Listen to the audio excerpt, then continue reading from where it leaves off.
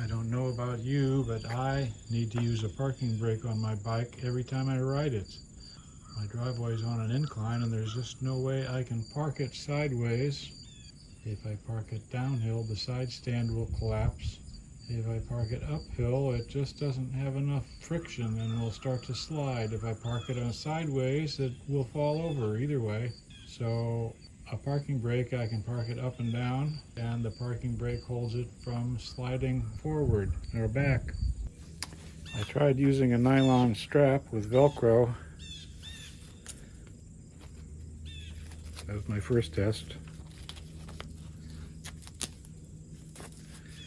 Certainly works, but it's kind of a pain.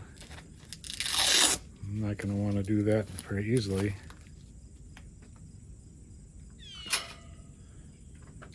My next test was making one out of plastic. This is made out of a plastic clothes hanger. Works pretty well. Put it over the front and pull it over the back, and that's an emergency brake. Works great. This one's made like a little clothespin, so you can pinch it closed like around the handlebar or someplace to store it. I started putting it in my side bag here.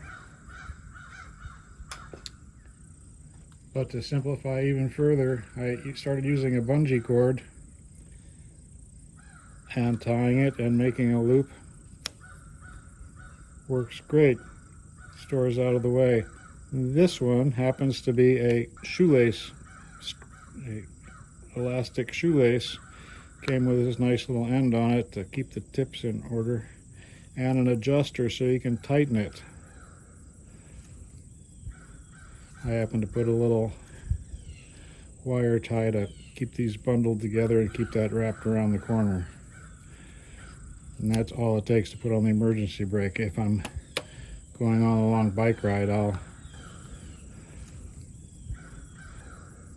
loop this over here, and it just keeps it together and out of my way.